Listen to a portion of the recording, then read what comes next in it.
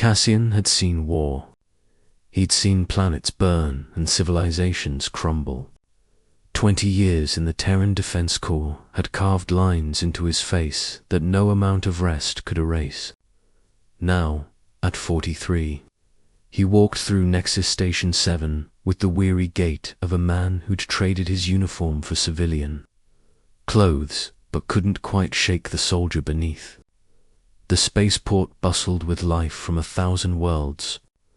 Methane breathers in environmental suits haggled with silicon-based merchants. A family of Zenthari, their crystalline bodies refracting the station's artificial light into rainbows, rushed past toward their gate. Cassian navigated through it all with practiced ease, his duffel bag slung over one shoulder, heading for the transport that would take him to some backwater colony where he could finally disappear. That's when he saw her. She sat against a support pillar in one of the quieter corridors, small and hunched. At first, Cassian thought she was human, maybe 8 or 9 years old. But as he drew closer, he noticed the faint iridescent sheen to her skin, the slightly elongated fingers. Scythian, he realized. One of the Coalition's newer member species. The girl was blind. Her eyes, clouded with a milky white film, stared at nothing. Her clothes were little more than rags, and a battered metal cup sat before her, containing a few pitiful credits. She trembled slightly, whether from cold or fear, Cassian couldn't tell.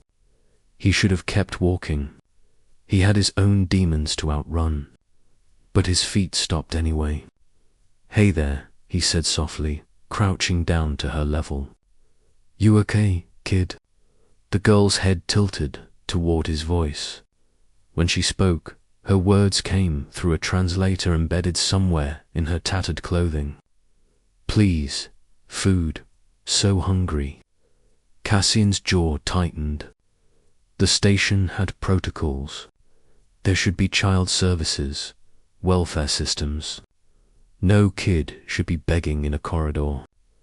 "Where are your parents?" "Gone." The word was flat, emotionless. "Ship left." "Said I was burden? Bad luck?" Her small hand reached toward the cup, checking if anyone had dropped anything in. Finding it nearly empty, her shoulders sagged. Something cold settled in Cassian's chest. He'd seen plenty of cruelty in his years, but abandoning a blind child in a space station, that was a new low, even for the galaxy's worst. "What's your name?" he asked. "Colette." "All right, Colette. I'm Cassian. How about we get you some food?" Her expression didn't change, but her head nodded slightly. He scooped up her meager credits and helped her to her feet. She was lighter than he expected, malnourished. As they walked toward the food court, she held his hand with a grip that suggested she was afraid he might disappear too. Cassian bought her a nutrient pack compatible with Zithian. Biology the vendor confirmed it with a scanner and watched as she devoured it with desperate efficiency. Other travelers passed by, some glancing with pity, most too absorbed in their own journeys to care. "How long have you been here?" Cassian asked. 7 cycles of the station lights, Colette replied between bites. "Maybe 8. I can't see them, but I can feel when it gets warmer. A week." She'd been abandoned for a week. Cassian ran a hand through his graying hair. He'd planned to catch his transport in 2 hours, disappear, start over. But looking at this kid, this small, blind, abandoned kid, he knew that plan had just gone to hell. "Colette," he said carefully, "I'm going to take you to station security. They can know." The fear in her voice was sharp. "They'll send me to processing center. I heard people talking. They send unwanted children to work colonies. Please, no." Cassian's hands clenched into fists. He'd heard the rumors, too. The coalition had strict policies about unaccompanied minors, but enforcement was inconsistent. Some stations were better than others.